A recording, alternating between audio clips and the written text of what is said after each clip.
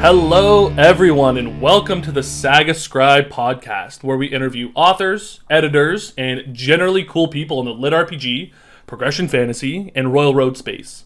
Today, I'm happy to welcome SerasStreams. Seras is the writer of Echoes Evolution, Ruinous Return, which has just released on Amazon, Dark Matter Ascension, and the current Rising Star's work of Last Lord of the Fae. Seras also runs a mentorship program for new writers on Royal Road, where they teach newbies how to have a successful release. So, Seras, welcome. It's nice to actually meet you. Thank you for having me on, and I think it's only fair to say to the audience that, disclaimer, you were part of the program for one of your stories. I was, and you know what? It actually really helped me out, so I really appreciated it. It kind of feels like you're a lost puppy in the forest when it comes to releasing on Royal Road. Yeah, it can be a bit much, especially for a first foray into the world, and I completely understand the, desire to find somebody to give some guidance. And that was really where the mentor program started, was saying, what are the things that I can accumulate knowledge-wise from just talking to people, interacting with the community, networking, absorbing info, and then using my background as a teacher, is there an easy way to present this to people for them to understand, sort of like a worksheet or template to follow that will give them some success? And we've had quite a bit of success with the mentor program. Right now, there's still about 12 people, 13, getting ready for launches or releases, have them planned, finishing up editing. That's so crazy. A couple of ongoing stories, trying to meet some thresholds, and about 15 people now who have either started talking to publishers or been introduced to more exclusive author communities that have a higher barrier for entry than just, I started writing on Royal Road. Yeah. So when did you actually start the mentorship program? It was last year, as I was midway through Ruinous Return. Somebody reached out to me and asked me for advice through the Royal Road messaging system. Just, how did you get to where you were? And I was like, you know what? That's a great question. And as I started writing it out, I was like, well, instead of just laying everything out step by step here, what if I started guiding other people through this? Mm-hmm. So the first person that I helped out was a guy named Spectre Soul. He's been AWOL for a little bit. Not quite sure what happened to him, but he wrote the story Dark Lord Toby, the Healing Turtle, which was on Rising Stars for a while. That sounds so cool. It was a fun one. He ended up dropping that and was working on another story called Worldwalker's Final Quest. He's been gone for a bit with some personal stuff. Mm-hmm. But when he first reached out to me and was like, how did you get to where you were? Do you have any advice for a newer author? I thought to myself, well, at the time, I'd been in the game for about 7 months. I said, you know what? I've gathered a lot of good info. Let me just condense it down to a few bullet points. And then from there, it's grown into, okay, I don't have a resource for this. Let me make a video guide. Oh, we don't have a resource for this. I'm going to make a guide to generating prompts with Midjourney for advertisements. Mm-hmm. So it started out like any type of teacher developing curriculum. Here's the thing I wanted to teach. I wanted to help people understand. And what are the materials I need to really facilitate that understanding? Yeah. And then it grew from there to the point where I'm doing cohorts of anywhere from 10 to 15 people at a time. I think our recent cohort, you might remember this as well as I do, back in November, I think was the most recent one. Yeah, that was me. Yeah, okay. Yeah. You're part of the November cohort. So me. the next cohort is going to launch in April, and awesome. Right now it's pretty full. I've got like 6 slots left, and then I'm going to have to take a breather. But I'm hoping we have a few other people who are stepping into the space of where I'm at. Mm-hmm. Of they've gathered all this knowledge, they've accumulated it, that are going to be helping out with the program a bit. One of them you're familiar with, Ellie, right? In our Discord server. So they've really taken on a huge role of like wanting to do line edits, dev edits. So when it gets to that type of part, that step 4 of the process with development talk, I'm going to start shifting some of that onto Ellie a bit so that I can facilitate more churn to get more people into the program, get them this information. Because it's good to just get the information out there. Like, these guides are available online. I give them out for free to people. Yeah. But having someone to walk you through it and explain each step by step is a whole different ball game. Oh, absolutely. I asked you like 10, 15 questions like leading up to the release. Just like, hey, I know you explained it. I know you explained this, but would this work or would that work? That's Right. really cool of you to offer that up. Who did you learn from? Like, how did you learn all this stuff? Oh, okay. So, long story short, last year, almost this time exactly, it was February 17th last year that I released Echoes Evolution, and I had been working on it for a while. It was my take on a native English speaker doing a Japanese light novel. Very I cool. really enjoyed Arifureta minus the harem elements. Yep. So I said, what if an American wrote it and wrote it better with no harem? That's how Echoes Evolution came out around. I got about 100,000 words into it, and then I saw Second Summons, this dark fantasy isekai written by Neon Dreams on the Rising Star list. And I started reading it, and I was like, oh, this is cool. Yeah. I'm really into this. And there's overlap with my story, so maybe he can give me some advice. So I reached out to Neon Dreams, and he gave me some general advice. He looked at the first 10 chapters of my story and said, here's what you should make changes to. Rewrite these items. And I spent the next 3 weeks rewriting 120,000 words. Oh my goodness. Because I'm a madman. That's psychotic. I know. Well, I was obsessed, right? Brand Yeah. new thing I just learned. I was obsessed with trying to get this to work. So I was able to ping him a couple questions on Royal Roads messaging here and there. Eventually, we connected via Discord. He introduced me to a whole bunch of other authors where I started gaining more insight, more learning. Got me introduced to people like Selkie with Mango Media. Introduced me to a whole bunch of people like Sir Bedivere the Mad, who was he was around the author space, kind of in the background for a while before Bunny Girl Evolution that really launched him on Royal Road. So he's been around for a while. He was just kind of in the shadows, lurking and preparing. Lurking and running Discords, yeah. Exactly. Sean Wilson, Dadman, aka the author of Ultimate Level 1 and Battle Through the Nine Realms. He's been a great mentor to me, but it all started with Neon Dreams. And he's been absent for a while. He's doing well. Yep. He's a very private individual, and he's very much like, I don't want to socialize with people outside of who I choose to socialize with. He's doing well. That's good. And despite him being on, all of his stories on hiatus, and he hasn't shown around in the community for years, he is doing author stuff, just in a different realm, if that makes sense. No, that makes sense. And we don't have to get into it. That's not a big deal. Yeah. So he's my first mentor. And then, like I said, it introduced me to a whole bunch of other authors and a couple of names to shout. And this isn't like me trying to be like, oh, look at who I've talked with. Look at these cool people. Exactly. These are people that I've just chatted with through networking and gotten to know them. And because I try to be kind, considerate, do stuff to help the community. Like the mentor program is free. There's no cost to it. Yep. I'm never going to charge for it. It's just a way to give back.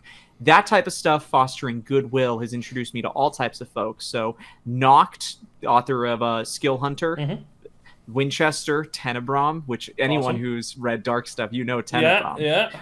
That's awesome. I mentioned Sean Wilson already. Luna Dia, the author of Syl and Bookbound Bunny. The new one. But the Bookbound Bunny is so much fun. Dose is one of the authors that I got a lot of information about self-publishing from. Madman Apocalypse and the new story, I think it's called Loopshot or something. Yeah, it's currently, I think, number 3 on Rising Stars. Soon I'll be fighting him for the top. Soon. Rodin, who with Stubborn Skill Grinder and a Time Loop. So I've met all these great people just because one person chose to respond to me on Royal Road and then intercede. So the mentor program is really a way for me to give that back, for me to be that launching point that Neon Dreams was for me, for other people.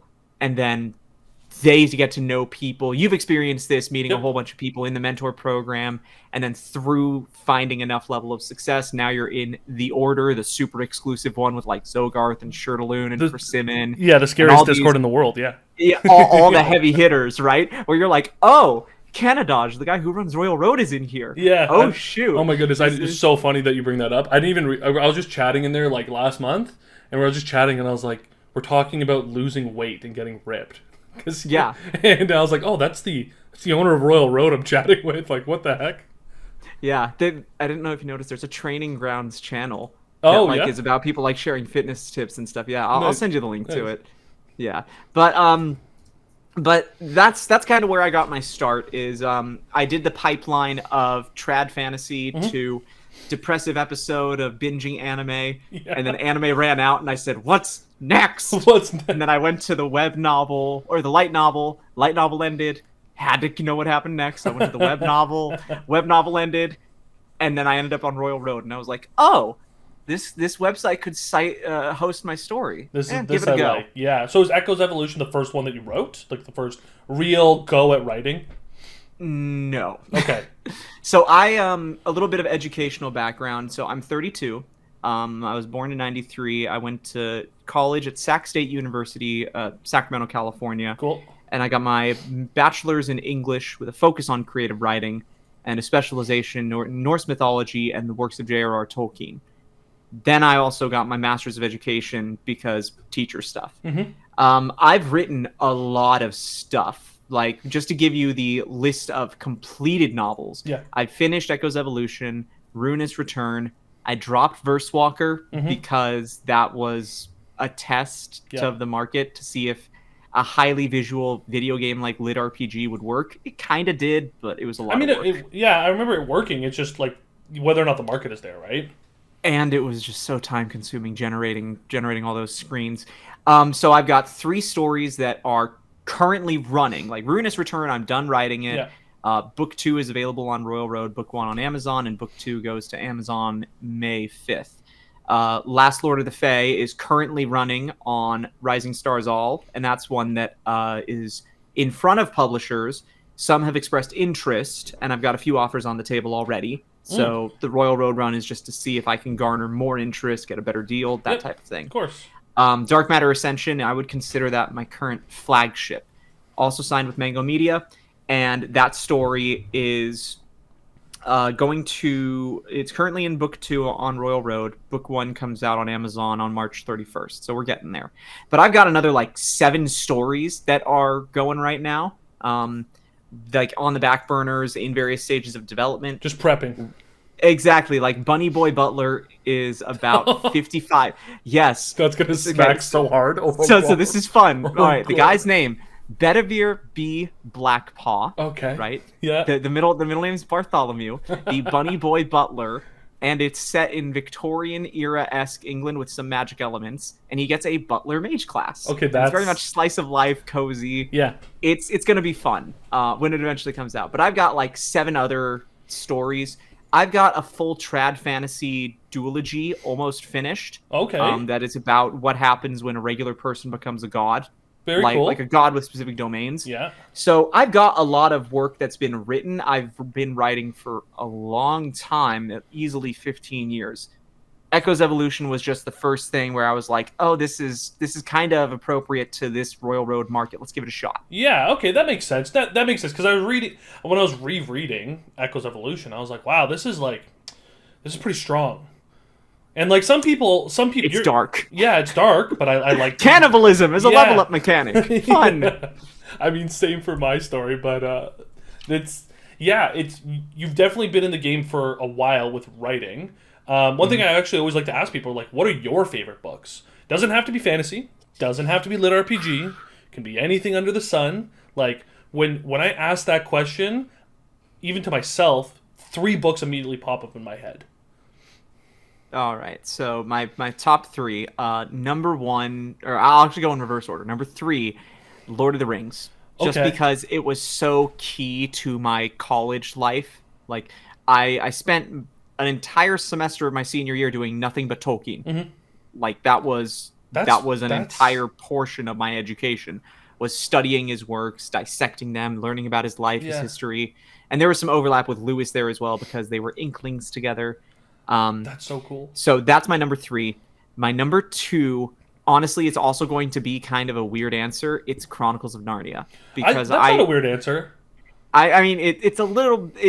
Okay, it's not necessarily weird, but there's definitely the very heavy Christian undertones. That's because I grew up in a religious household. Okay. So, yeah, go figure. I make a story about cannibalism to level up, and I come from a Christian household. What's up with that? I wonder if, tell me you're Catholic without telling me you're Catholic. Not Catholic, Okay, okay. like Southern U.S. Oh, okay, evangelical. okay. Yeah, so a little bit different.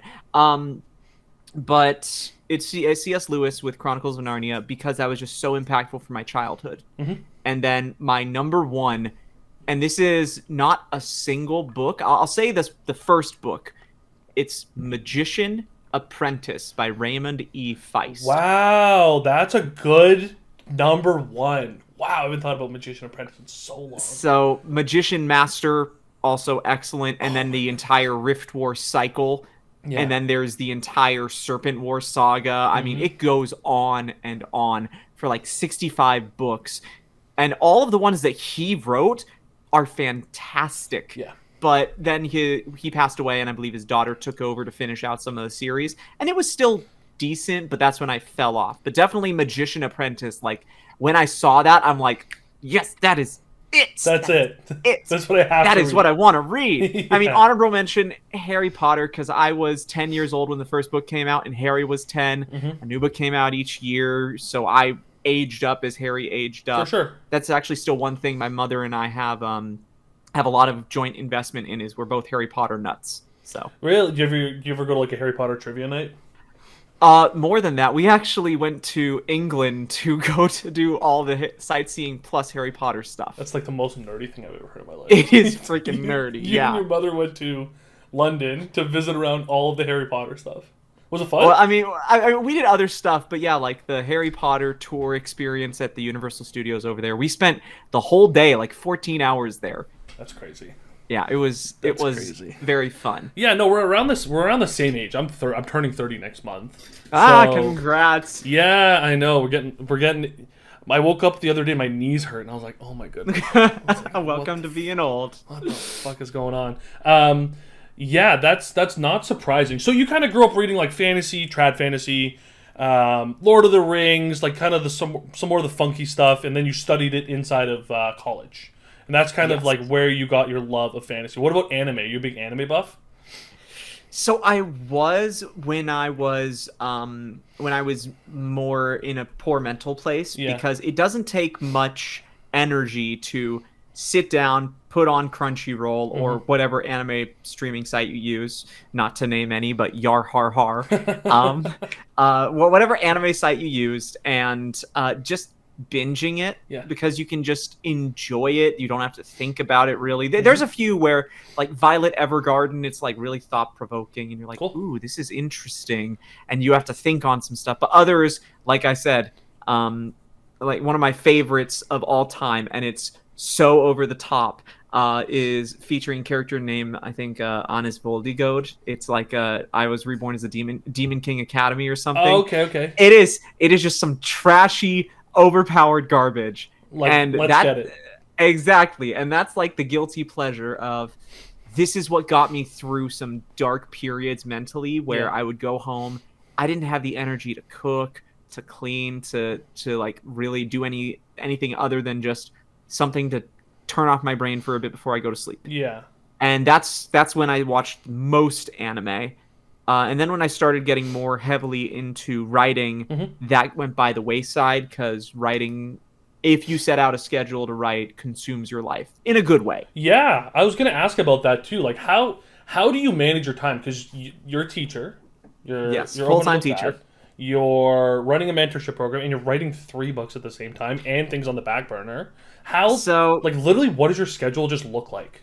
sure. So wake up, go to work, come home from work, cook dinner, because my spouse and I, we eat around like 4 o'clock ish. We both eat early, and then after that, we're both kind of very individualized. We both like our alone time.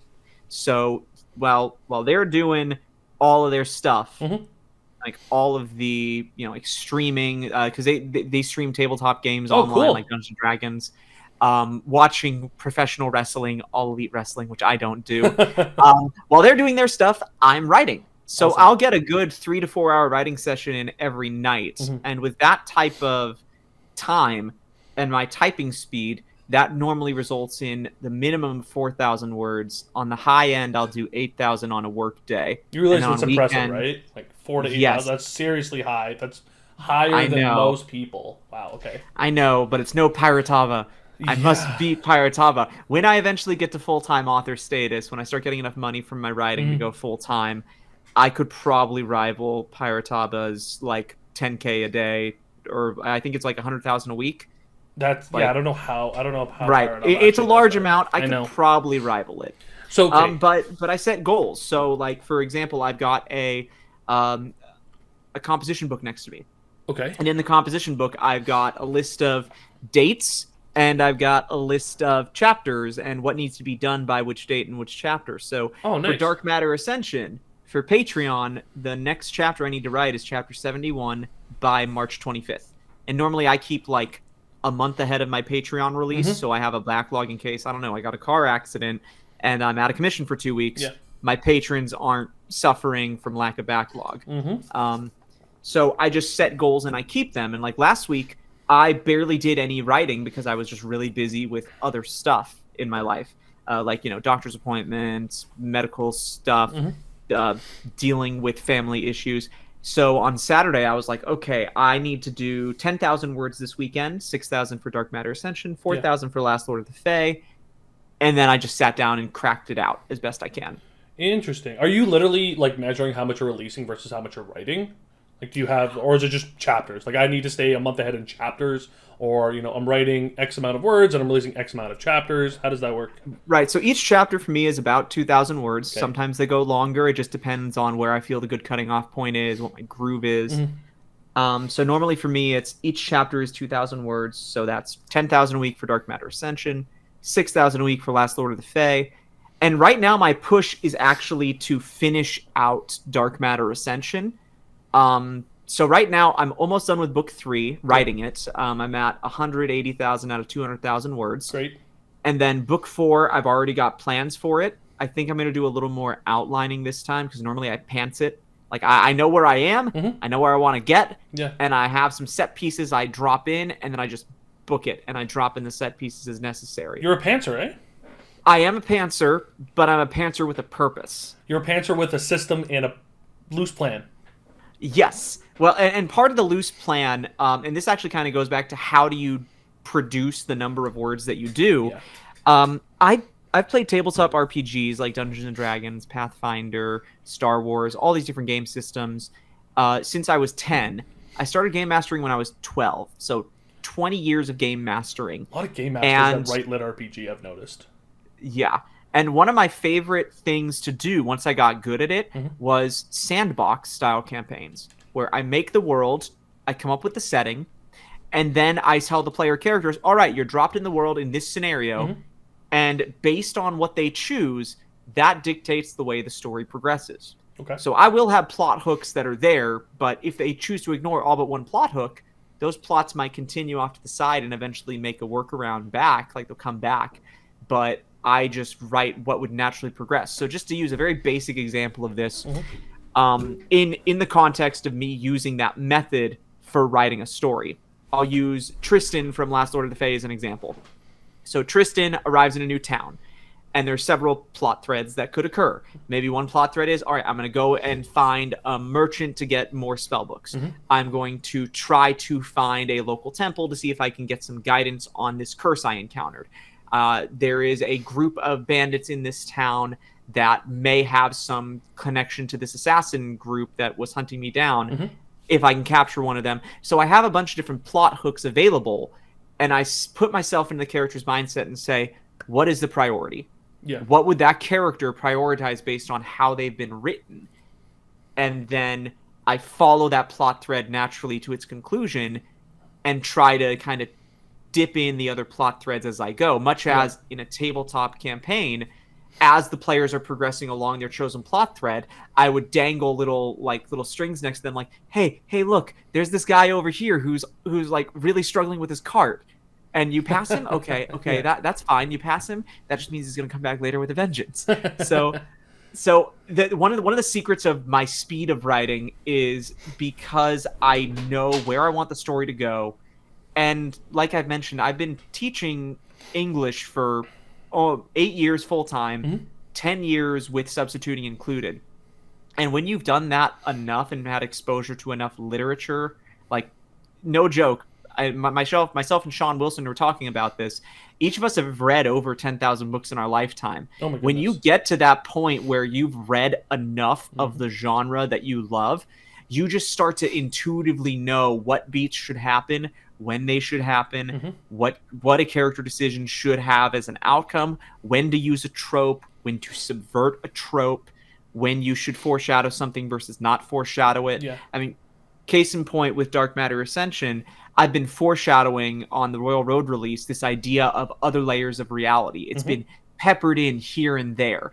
And 2 chapters ago, last week, I pulled out the concrete foreshadowing of a brick to the audience's face and said, this is what it's gonna be. Yeah. Because I was like, I don't want there to be any ambiguity of people saying, I didn't know this was going to happen because I missed all the subtle foreshadowing. No, here's the brick of foreshadowing. You will learn. Just beat them with it. Beat them with the brick of yeah. Yeah. So it's also, I think, a matter of knowing what you're trying to write. My biggest piece of advice I could give to any author is write what you know. Is the first one. Like, what do you know well? When people say that, I'm going to pause you there, because a lot of people say that. So when people say, write what you know, what do you mean by that? Are you saying, like, okay, I work in tech full-time. Am I supposed to write, like, a tech overlord? Am I supposed to write something in the vein of system architect? Am I supposed to... Or are you talking about, like, more like stories that you know? Like, if somebody reads a lot of space opera, write a space opera. Both. Okay. So here's what I mean by both. Because that write what you know is what you know the best. Like, for me, I know teaching stuff well because that's what I've been doing for my professional career. But I also really love the law. I research the law for fun. When, criminal law has always fascinated me of various countries, mostly UK. Criminal law is very fascinating, the whole barrister system. So when I go to write a story, I say, okay, what is my intent here? What am I trying to do? Am I trying to make money, so I'm going to go to market? Or am I trying to write something that I want to write? And I really think that the first novel anyone should write is the novel that they want to write. Forget about the success you might have. Like, Echo's Evolution was literally me looking at Ara Ferretta after reading all the light novel up to what it was at the time, which was like book 12, and saying, this was a fun ride, but it was really poorly done. I can do it better. I want to do it better. I want to take my crack at it. So it was more of a passion project, and it happened to have some decent success. It capped at 980 followers, which for a first outing isn't bad. But it wasn't really to market, and the intent wasn't to make money. I was writing what I know, which is, in that case, it's a teacher that got reincarnated. So, spoiler alert, it's a little bit of a self-insert because then it would be taking what I know, and it's using a setting that I developed for tabletop games over 13 years with professional cartography maps. It's a module for D&D that I keep in my hard drive for whenever I want to whip it out and use it. So I knew it intimately. But then the part comes in of write what you love. And that's where you have to flavor what you know. So you mentioned like tech support stuff. You could absolutely write just a generic magic isekai where character gets portaled into the netherworld and they use their understanding of IT to figure out the formulas behind magic. Like, oh, fire magic is like an Excel spreadsheet, and if I change these few columns here, then I can get a giant fireball for very little mana. And it's clearly you're not an IT. No, I get what you're saying. You're not an IT person. I'm not an IT person. All the IT people are going to be laughing their heads off, and they're like, "Oh yeah, you should change some columns in Excel. That works. That's how it's done." You know what? To be fair, most of the world is held up by Excel. So, but no, I see what you're saying. So yeah, so write what you know and write what you love, and try to make hopefully money off of it if you can. Yeah, try to marry the two. So like if I was not inspired by anime and self-insert crap, then what I would do is probably just an isekai of a person who gets isekai'd into a magic school as a teacher. But that was kind of already done with Rise of the Runebound or Return of the Runebound Professor. Yep. And as I was reading that, I was like, ooh, if I did something like that, it would be seen as a pretty blatant ripoff. I could have switched up the formula and instead of doing fantasy, done sci-fi. Like, what if teacher isekai'd and they are like in a Space Cadet Academy as an instructor. It's like, okay, that's still something that I know because it's the person's career being transmigrated over, and it's something I love because it's science fiction. Blending the two together, is it going to be a commercial success? Probably not, but the first novel that a person writes should be for themselves. And one thing that I've been talking with Little Lynx, the author of Wraithwood Botanist, about, and they've got something new on the way too that's in the works. That's being cooked on the back burners. Yeah, but Wraithwood's currently their main project. But they were talking to me about trying to identify and develop voice. And one of the pieces advice that we both agreed upon, because we were trying to this was more like academic discourse where we're trying to come to the best of terms rather than one of us seeking the other's advice. What we kind of came to is that you need to read a lot and then write a lot to find your voice. And once you found your voice, then you can start to put that voice to work in the market. And when I say in the market, I'm talking about trying to hit what is popular and going to make money. And just for podcast listeners who don't know, on-market fiction means that it's fiction that's going to make money. Yes. Versus passion fiction. Like Echo's Evolution was a passion fiction. Has it made me some money? Yeah, it's made me some money when I self-published. I still get about $30 a month without advertising. When I was advertising, I was making about $1,000 a month. But I was also paying about $600 in ads. So yeah, it wasn't very good. I'm not good at advertising. That's better than most people, honestly. Ruinous Return. Generally, the first book of a series doesn't do extremely well. It's when the second or third or fourth comes out that it really explodes. So right now, it's not doing super well. But if second book drops, it's going to probably jump up to a couple thousand a month, hopefully. Dark Matter Ascension is pretty on market because it's lit RPG, male main character. It's got a unique premise in that it blends science fiction and fantasy elements pretty well, if I do say so myself. But that is, of course, some prideful ego inflating there. But like people who have read it as fans of fantasy or sci-fi enjoy it, regardless whether they're a fan of fantasy or sci-fi. And I'm really hoping to upset some of the cultivation readers because in book 3, Jace goes to a cultivation world and starts fighting cultivators. Okay.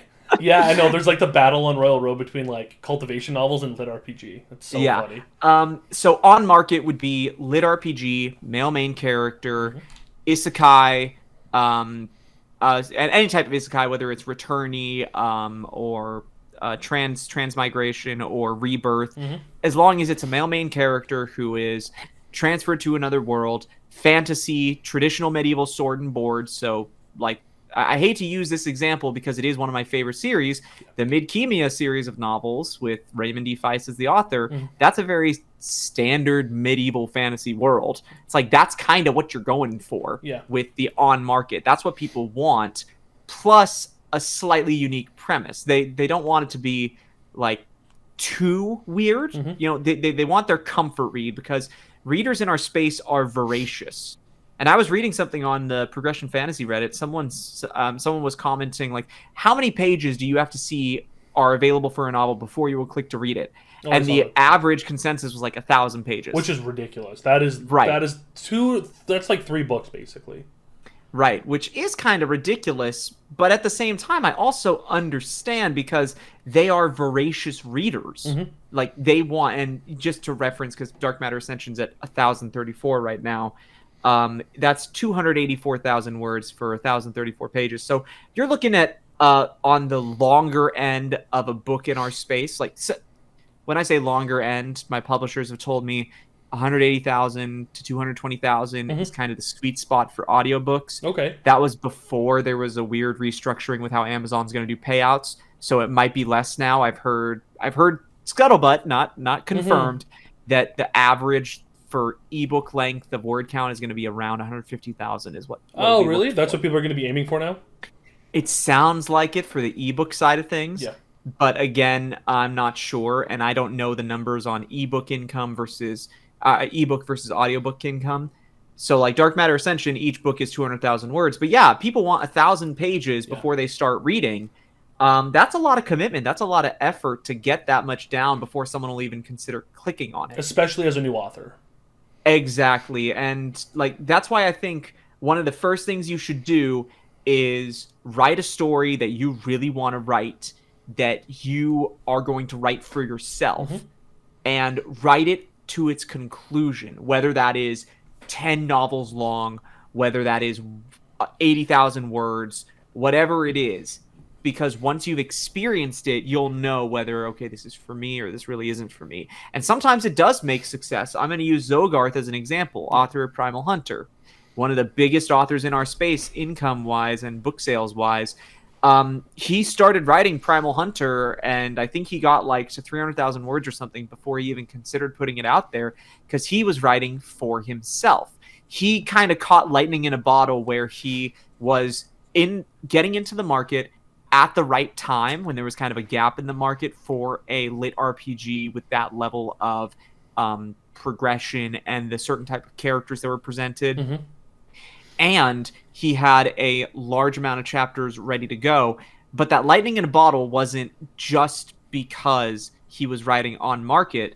I think part of it is that you can really feel the passion for his story through it. Oh, yeah, like, you can. There was years ago a rant that he posted on Patreon and Royal Road about people critiquing, and he's like, I don't write for you, I write for me. Seriously, that was like 6 months ago. It was 6 months ago. Okay, it wasn't years too ago. long ago. Years ago. Sorry.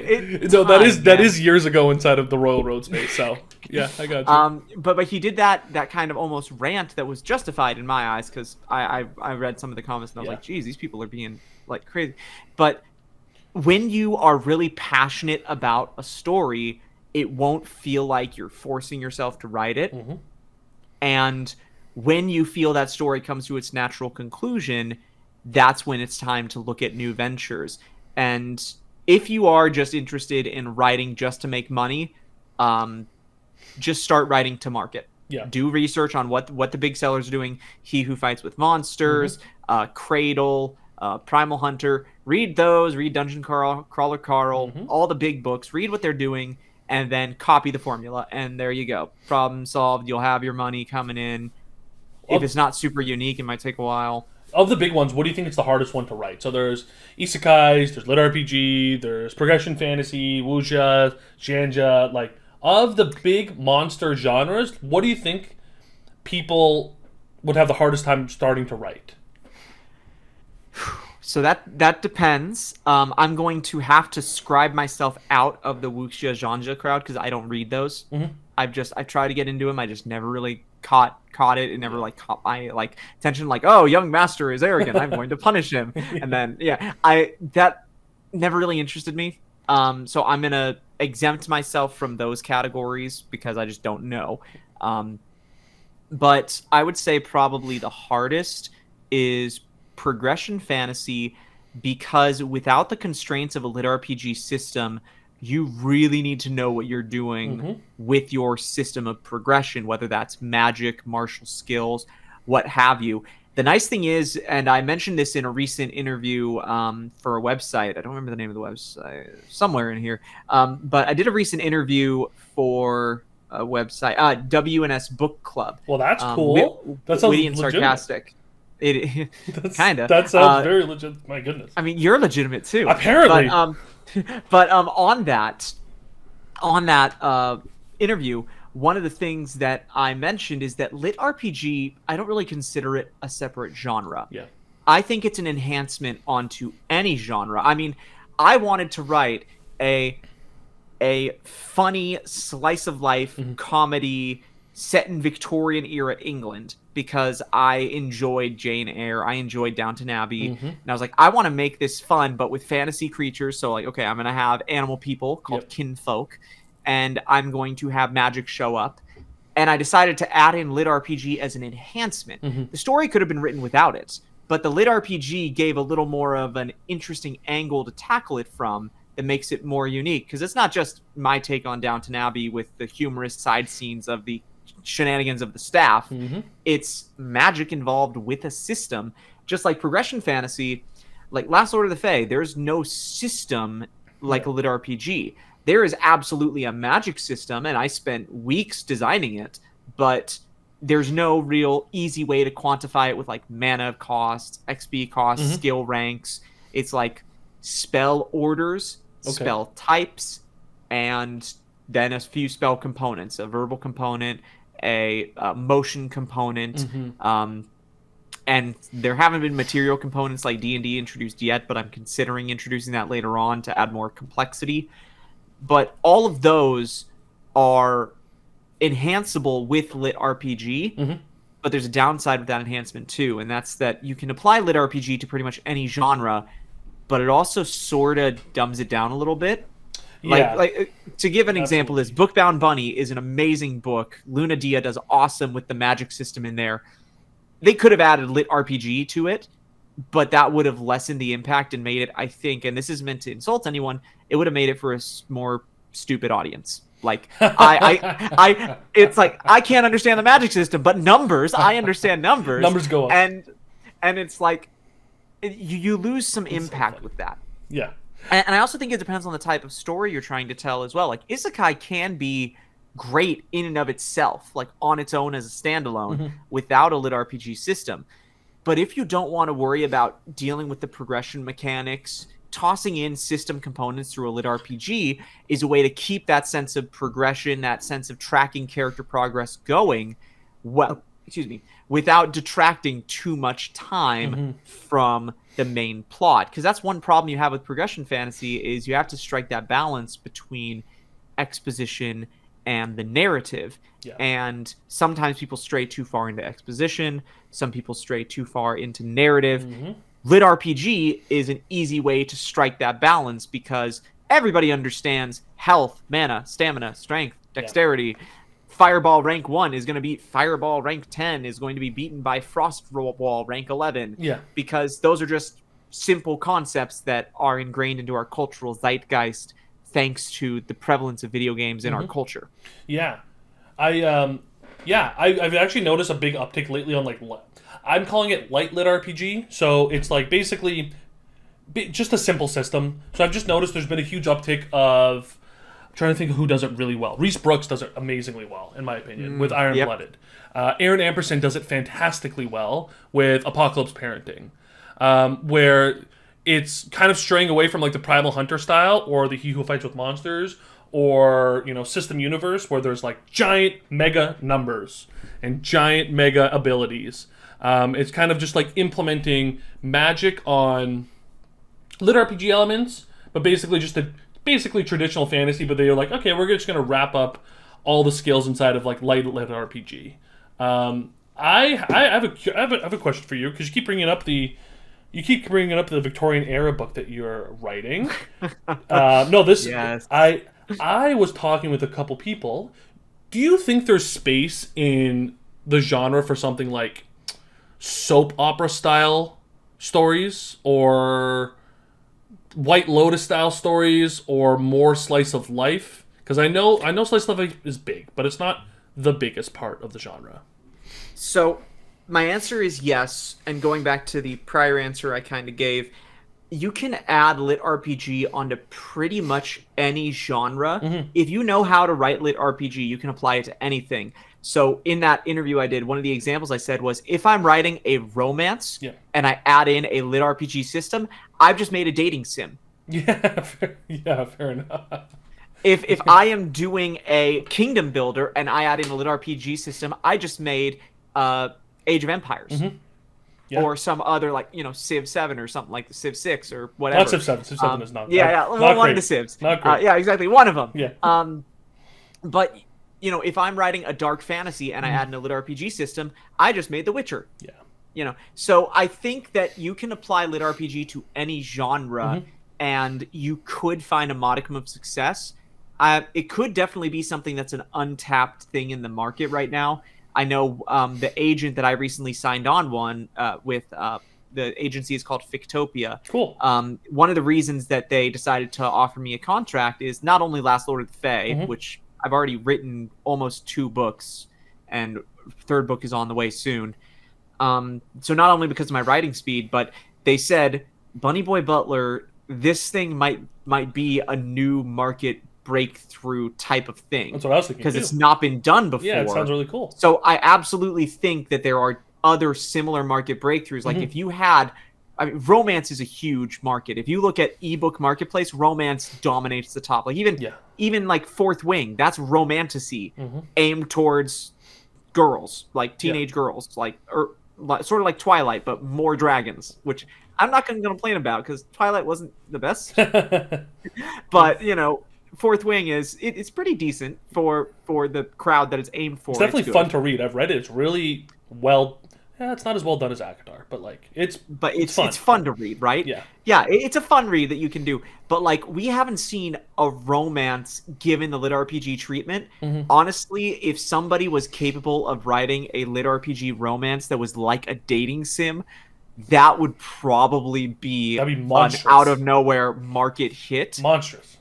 Exactly. So there's definitely room to take other genres and apply lit RPG and see where it goes in the market. And I'm pretty sure as soon as one of those types of stories kind of cracks open a little hole in the wall, the dam's going to burst. And we're going to see a bunch in that space. Because we saw it with just generic fantasy lit RPGs that are still a hit. There's a reason why male main character, isekai into another world, lit RPG numbers go up. There's a reason why that formula works, is because people like reading it. But as soon as something new is tapped into, like Dungeon Crawler Carl really got this whole sort of idea of the televised apocalypse, that really took off. There were a bunch of not necessarily clones, but stories that definitely took inspiration from it after. So we're going to probably see some of those types of stories soon here in the next few years that will expand lit RPG beyond fantasy and sci-fi into these other genres. But definitely lit RPG in and of itself isn't difficult to write if you understand game systems. And I think one of the best ways to understand game systems, play tabletop games. Play Dungeons and Dragons, play Pathfinder, Star Wars, play board games at your local game store and try out different game systems, because you get exposed to game systems, then you start to understand what makes them tick and how they're composed and balanced. One of my favorite recent board games that we've been playing is I'm just going to personally recommend it to you because it sounds like it'd be good. You'd like it. It's called Final Girl. So basically the way it works is there's one game board, and you buy the VHS tapes of the Final Girl, and they're all Final Girls of horror movies. I was going to say, this is horror movie based, isn't it? Yes, yeah. So they're all stereotypical, right? But they're some of the most fun I've had with playing, they're one player, two player. You can play with you can play with two people. Some of the most fun I've had playing board games in a while. Right. That isn't like a battle. You're not battling against each other, or it's not like D&D or something like that. One thing I actually really wanted to ask you about is your characters. I found all of your characters, like Lynn River, all of them are so strong in the voice. They're not similar at all, but you're really good at making your characters stand out. And I feel like sometimes when I'm reading stories or for newer writers, their characters are kind of bland. Not bland and generic and the same as every other one of their characters. So here's my process. I'll go through the entire process in a few moments here, because I'm sure we're running up towards that 45-minute mark. Oh, no, we can go over. It's fine. We're already over. Cool. Yeah, we're chatting. Okay, cool. Yeah. So, well, I'm also getting hungry. Okay, yeah. So you tell me when. 20 more minutes, here, maybe. I'll Uber eat you a burrito, okay? Actually, I've got Chipotle waiting downstairs. Okay. So yeah, I've already got it ready. That's why I was late to our call, because I was picking up food. So here's my process. First, I say, what is the premise of the story? And then what type of character is going to fit in that premise? So I build a shell of a character. I'll walk you through the process with Ruinous Return. I was reading Second Summons, and when Neon Dreams had to step away and Second Summons stopped being written, I said, I want to do a story like that, but I want to focus more on the mental trauma and how that would affect people, because it started to show up towards the second book, and towards the end of the second book started third book of Second Summons, and I was starting to get more invested at that point when the traumas were started to be explored more than the action gain power. Those are fun. Yeah. But I was like, there's more room for depth here. So I went into Ruinous Return thinking I want to do a returnee isekai similar to my mentor's story that I really liked. I want to do a main character that is powerful, and I want to do a character with lots of trauma. Okay. Not just from their summoning, not just from dying.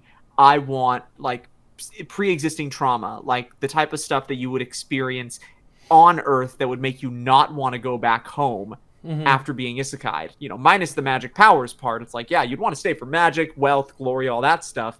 But some people want to go back home at the end of the isekai, and I was like, no, this character does not want to return because there is nothing good for them back there. Awesome. So that was the shell that I formed. Yeah. And then I said, what type of character would fit better?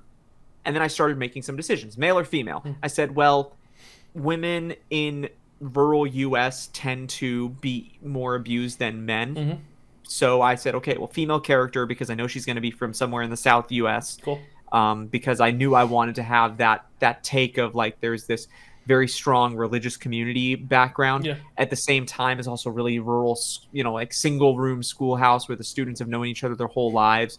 So there's a whole bunch of trauma baked in amongst the group dynamic. Yep. So I said, okay, so I've got this female character. Now what I'm going to do is I'm going to go from her birth all the way to the start of the story, or in this case, her being summoned and then the events of the summoning before the story starts. So I mapped through year by year, like, okay, years 1 through 4, nothing really happens because you're a baby, you don't remember anything. So I normally start around year 5. Yeah. And then I say, what is one significant positive event, one significant negative event, and one event that is possibly positive, possibly negative, but really influenced them. Yeah. So then by the end of that time, when I was done with the 18 years of growing up, so I had 15 sets of 3 bullet points. And then after the summoning, that was another 5 years. So that was age 23. So I had 23 sets of 3 bullet points with this main character. Then I comprised all that information into like a single spot. I have composition books surrounding me. Oh, do you really? So you really write it down? You're not typing it out? Like you're planning it out by hand? For the initial part with the character, cool. Yes, until I've got stuff hammered down, specifics. Yeah. And then once I have the specifics, I put it on a document to track easier. But this way I can cross stuff out quickly. I can jot down ideas. Awesome. Once I have the character from birth all the way to the start of the story, then I do a character interview. I look up character interview questions, and I've got a list of like 300 that I normally go to. Very cool. And I will subject the character to that interview. And I will say, okay, what would this character actually respond like? Based on their responses, that helps me to conceptualize who the character is, what their affectations are, what their style of speaking is, what type of traumas they may have experienced, in this case with Ruinous Return, or what are some other unique quirks. And then I do the same thing for any other significant character. So like Ruinous Return, there were the 10 living heroes that I knew I would have to do that to. So I did that 10 times total, Lynn included. Wow, okay. And it seems like a long process, but once you start doing it, it goes really quick. No, it makes a lot of sense because your characters are so strong, and it feels like they have that backstory built into them so fluidly. So, like, it helps me understand, like, okay, that's why Seras's characters are so, like, powerful. They come through all the chapters so much. So right, and there's also a couple of things you can do that one person was really pissed off in Dark Matter Ascension. They were pissed at me because with Jace, they were like, oh, he lost his legs and he's like got this crappy starting position on Xandian World, and he's got all this crap going on to him. Like, reader or author, you're making me pity this character too much. It's a cheap ploy to get my sympathy for the character. Yeah. I've only seen that comment once. Okay, that's fine. But still, it did ring something in my mind of like, I did go a little bit overboard with the number of sympathetic traits. Okay. And that's one thing that I read in a great book called The Art of Character that was recommended to me by Max, who runs the Crit RPG podcast on YouTube. He told me to check out this book called The Art of Character, and in reading through it, it was really cool because there's a bunch of sort of like almost checklist items of these are what make a character likable and the audience relate to them. And after taking extensive notes in a different composition book that's downstairs at my bookshelf, I got a lot of comp books. I got like a huge crate of them sitting underneath my desk here. But with these characters, right, one of the most important things when dealing with creating a character is they need to feel genuine and authentic. They can't just be a cardboard cutout unless that's what you're going for. Like, there are some cases where if you wanted to write to market Joe Schmo, fantasy system, lit RPG, isekai world, okay, you'll probably get a good number of viewers because it's so basic.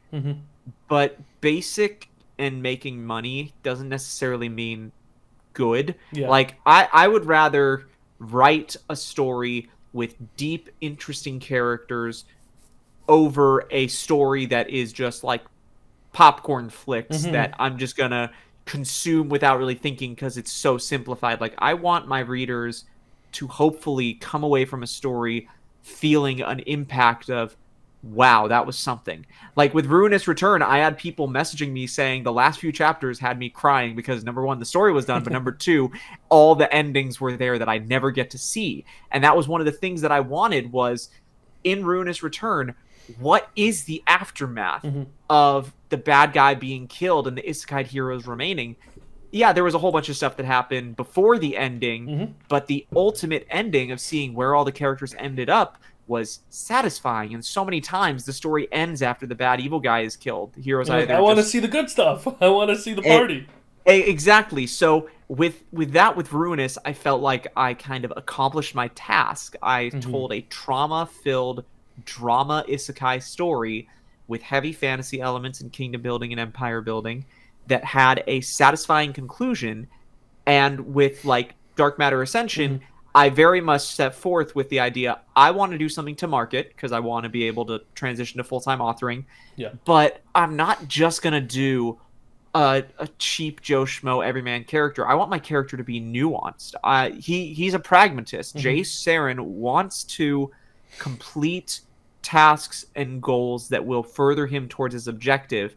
He does start to flounder with his morality a bit because having a character that always does the right thing or always does the wrong thing or is always the murder hobo, that's boring. Having a character that constantly is making decisions and having moments of introspection or having other mental issues going on, that's way more interesting.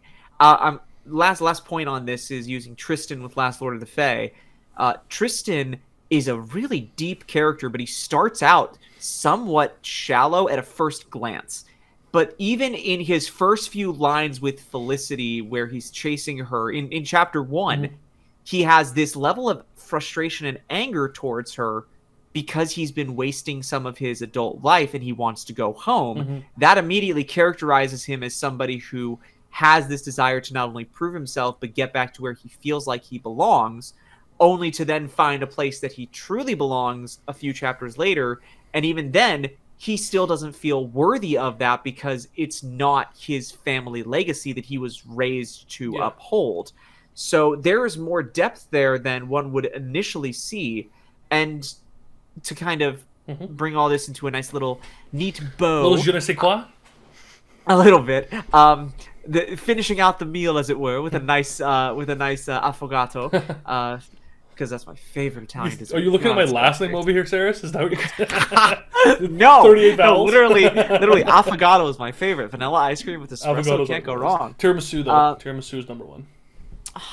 Yep. I disagree, but we'll agree to disagree. So, I also am a big fan of stories that have layers. I don't just want to write a straightforward story. I want there to be thematic layers. Like Dark Matter Ascension. There has been a sub-theme from the very first... chapter 2. From chapter 2, when Jace is introduced to Shiv, who later becomes his romantic interest and partner down the line. And that's in the public release. That's not like spoiling or anything, unless you haven't read it, which... Sorry, spoilers. Sorry. But in that story, right, there's a sub-theme of manipulation. Everybody is manipulating each other. Jace is being manipulated by others, but it's very subtle. And then it slowly starts to get more and more present until finally, again, I take that concrete brick of foreshadowing and I beat the audience in the face with it. And I say, this is happening. This has been happening the whole time. And the audience has that moment to go, oh my god, the signs were all there. Yeah. I could go back to this chapter, and see this sub-theme constantly present. So it's important to have, in my eyes, when you're writing a story, to have that depth of themes, not just the main theme, but all of the sub-themes that are present need to be coherent and build up the main theme. Like, what is the main theme? What is the message the author is trying to tell me in Ruinous Return, for example? The main theme is Ruinous Return is there are many ways to cope with trauma. Choose the one that is healthiest for you. That is the main theme that is being expressed. There are sub-themes of, does power help cope with trauma? Do drugs and alcohol help cope with trauma? Does using your own body for pleasure, in the case of Lynn, she's a bit of a slut. I'm not gonna lie. She is a promiscuous character. Go girl. Which that is actually, I did the research on this. It is one of the ways that people who are victims of sexual assault will kind of reclaim control over their own body, is they will become hypersexualized. It's rarer, but it does happen. And that's where I went with Lynn's story, is I'm like, nah, she's going to be totally like, I was abused as a child. Dad did bad stuff to me. I'm an adult. I'm going to take control of my own body and my own life. I'm going to do what I want with it. And that was kind of like one of the sub themes is this a healthy way to cope? So that sub-theme of how do people cope with trauma was all the way throughout, and it was present in enough different forms, enough different ways that it facilitated, or it uplifted the main theme of the story. Yeah. Like, the main theme of Dark Matter Ascension is, what lengths will you go to save who or what you love? The sub-themes throughout that are manipulation, morality, when is going too far over your moral guidelines, that like that stick that broke the camel's back. What's the threshold?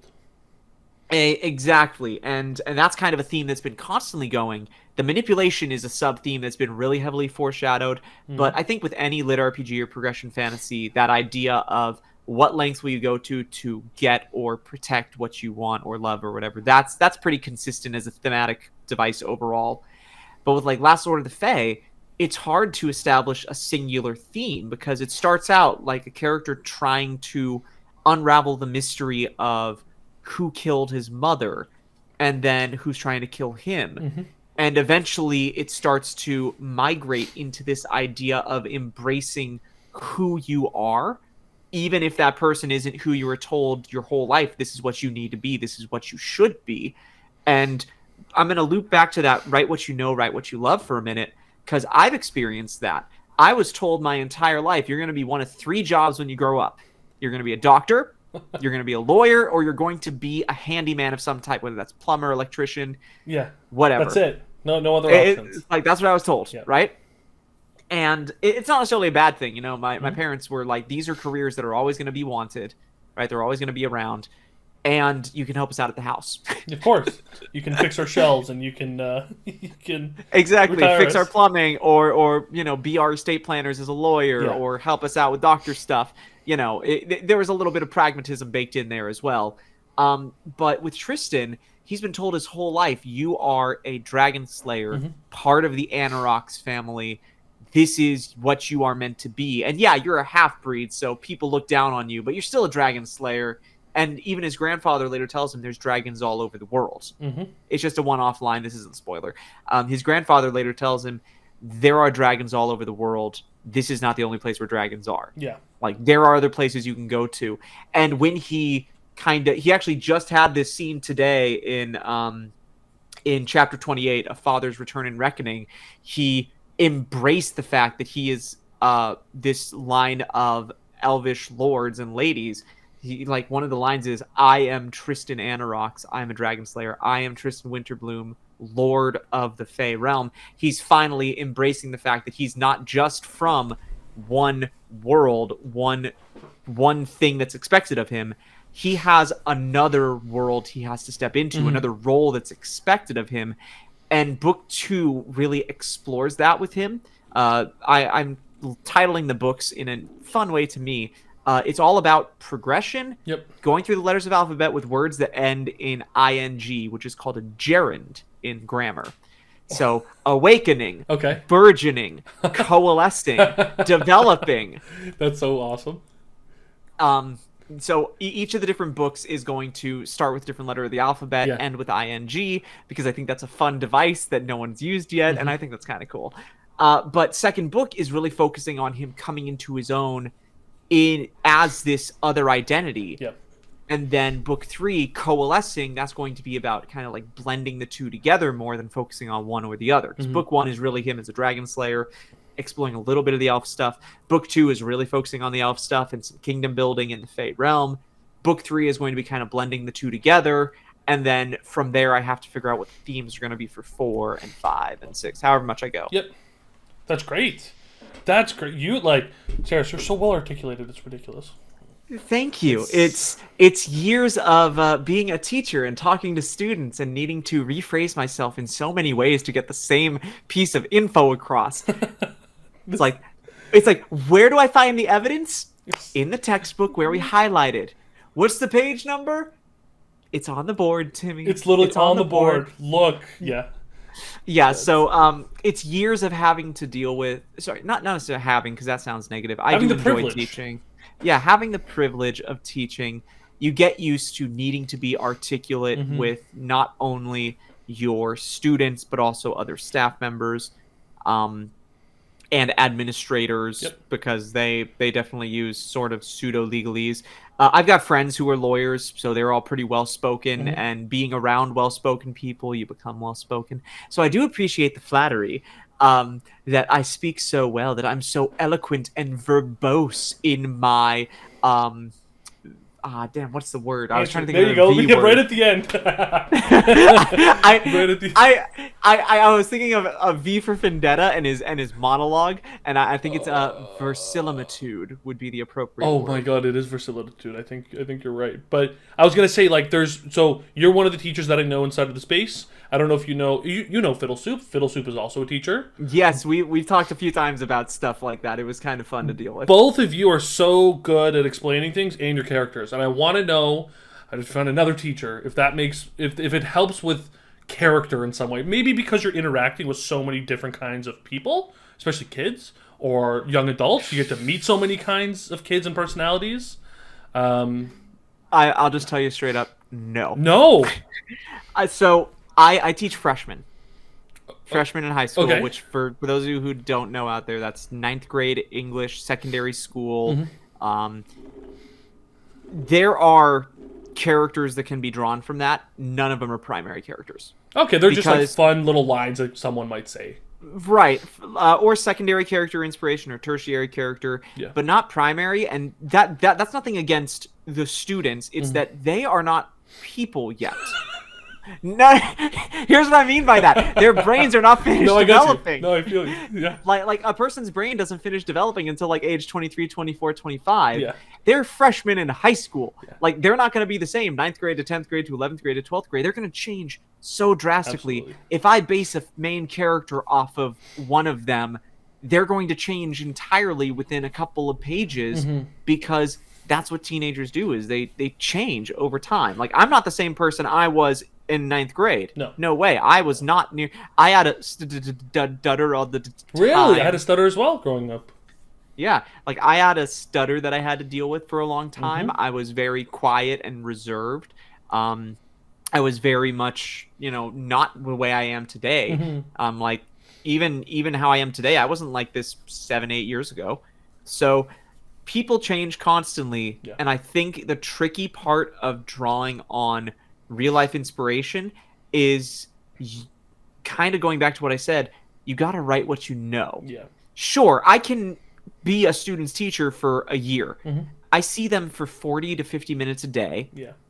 5 days a week. So that's what, about 3 to 4 hours tops over the week, right? 6 hours a week, right? I see them 6 hours a week, 30 something weeks in the school year. I see them for less than 400 hours. Yeah. That is not a lot of time, and especially in little bursts. A little burst of English class speaking and stuff. And And depending on the period of the day, like I'll see them on campus during third period, and they're bright and early and like peppy, and they're chatting with their friends. They have me in first period, their heads on the table sleeping.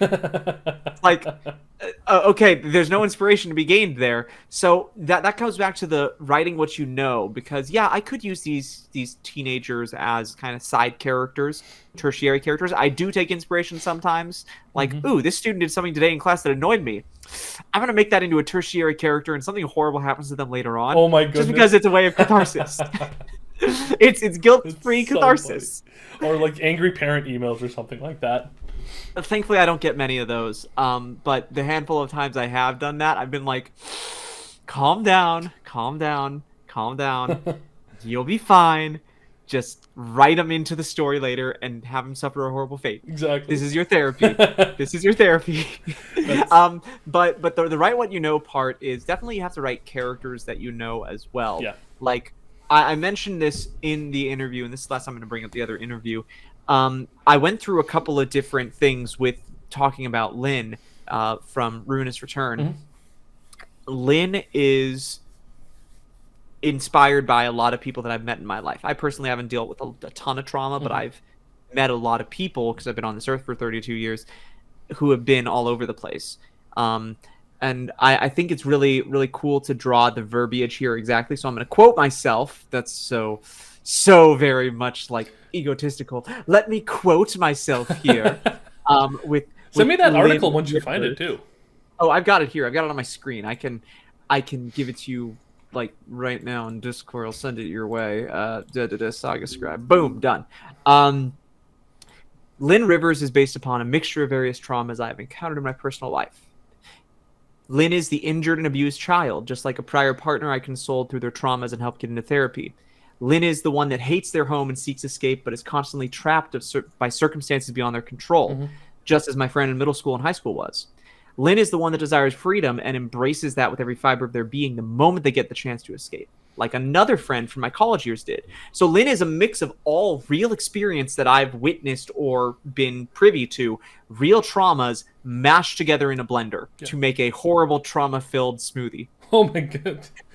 And a lovable character. And toss in Mango Media picking her up together. You got a mango flavored smoothie of trauma and drama.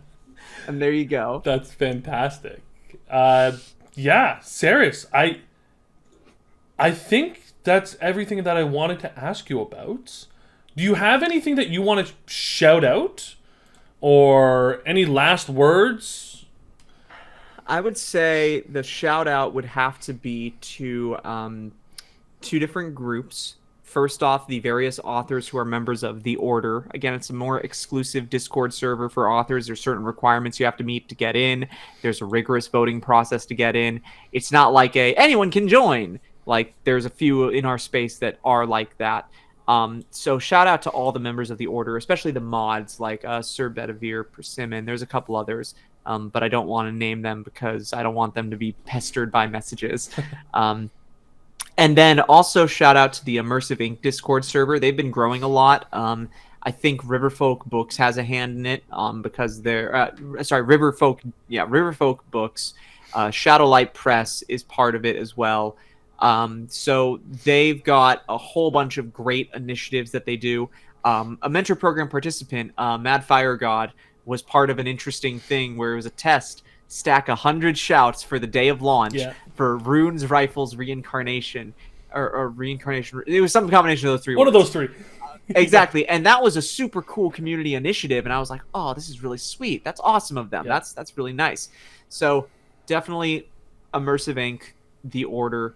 The last one, again, and this is just kind of going back, I would not be here doing what I'm doing today without another author looking at my work and saying, this is decent.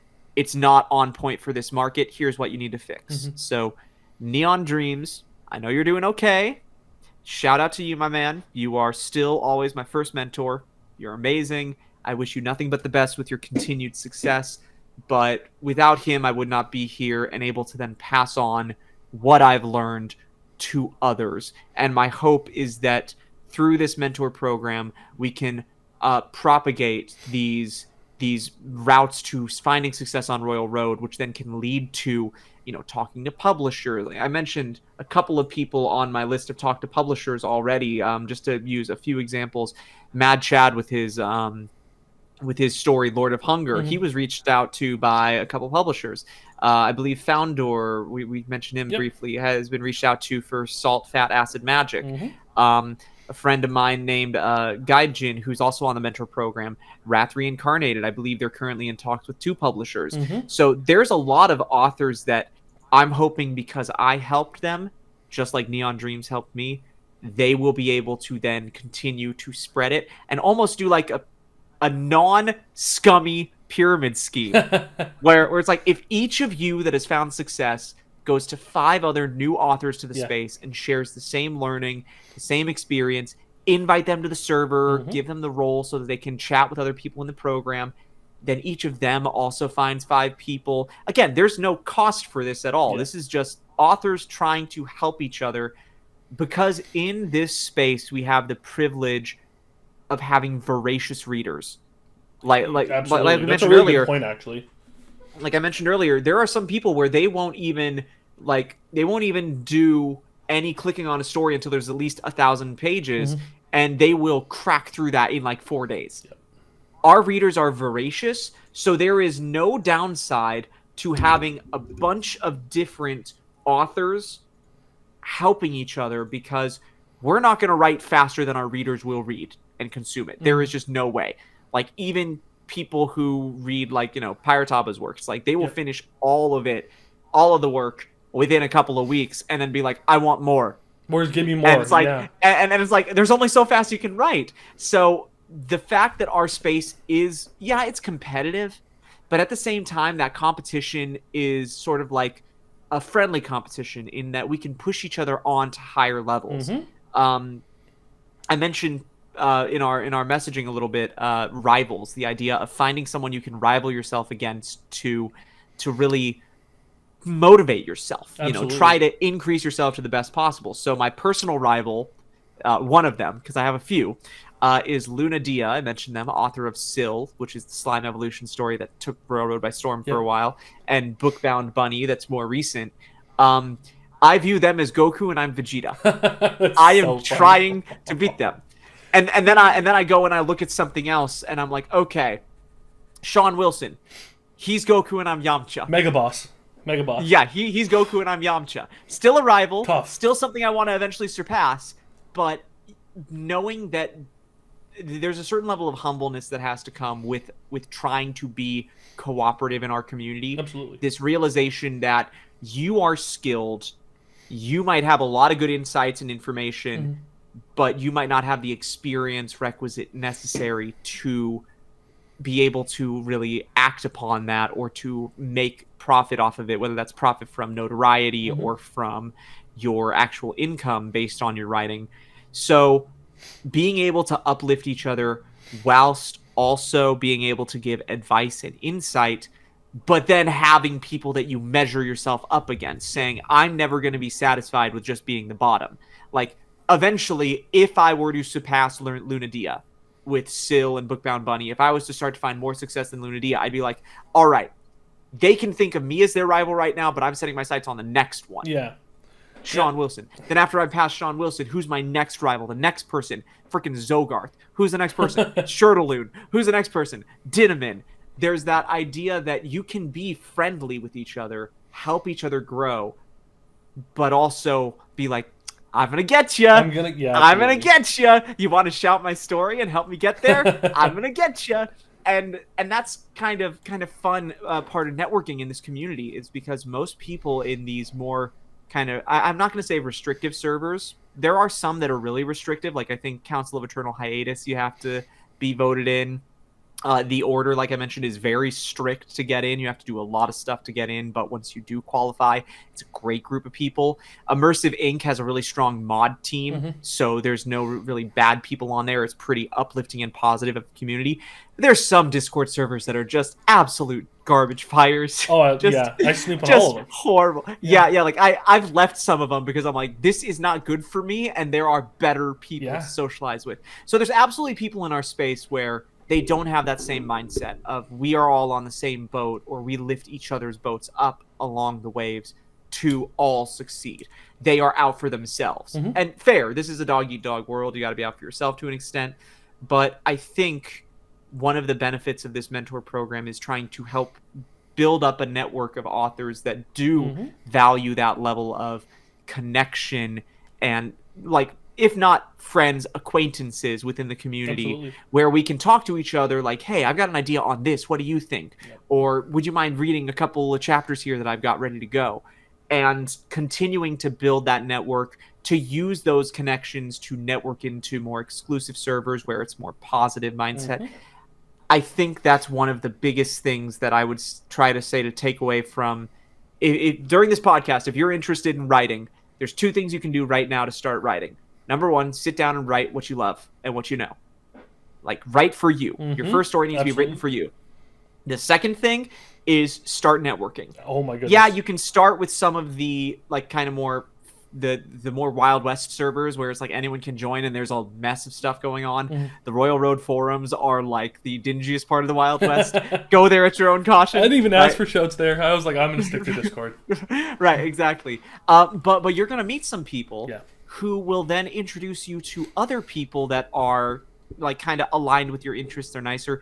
They'll introduce you to other people, and you can kind of naturally network. And if you do want to make a run at this, after you've written your first story, that is the story that you're writing for you, you're going to probably start looking at what's my next story going to be that's a 2-market story. And at that point, you're going to want to know how to launch a story.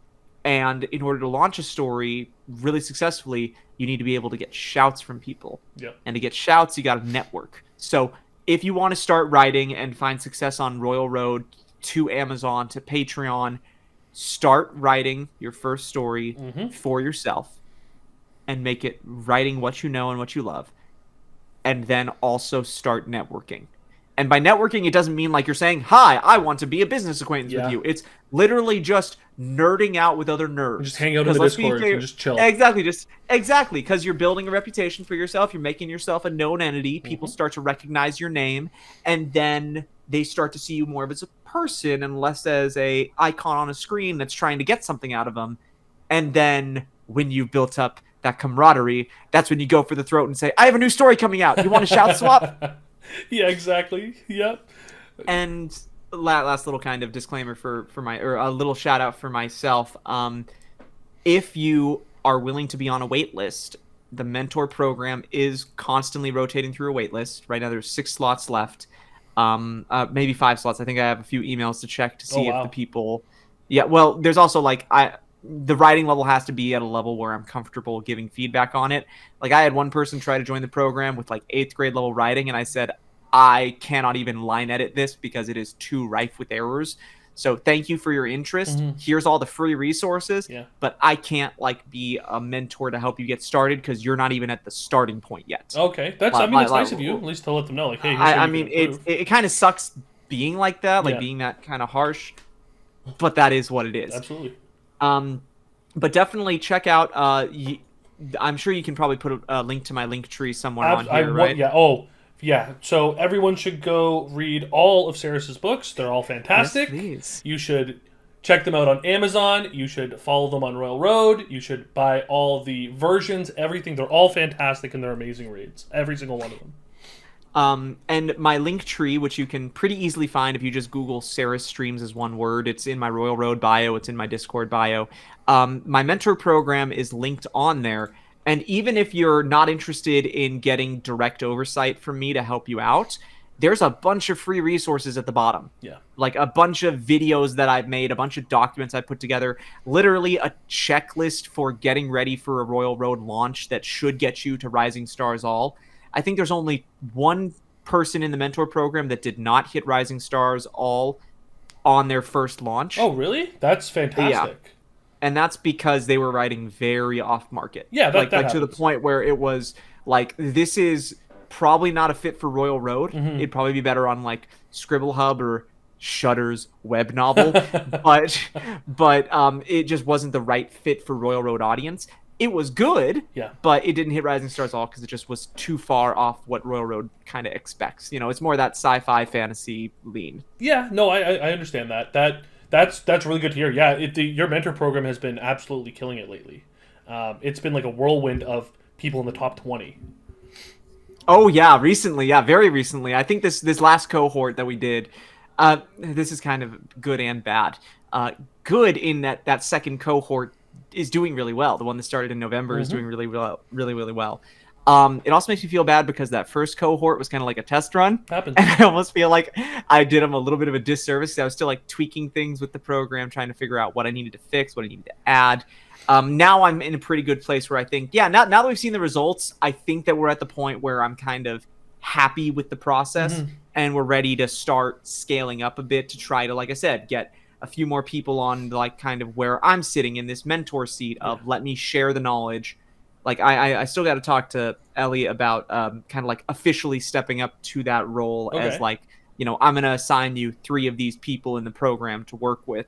And then they can always talk to me, but like they're going to be your 3. And then hopefully we get a few more people who feel like they want to step into that, because then we can spread it more. We can get more people started, build this community, get people to find some success, hopefully publication. This could be a really net positive big thing, and it's all about paying it forward and helping out the community. Absolutely.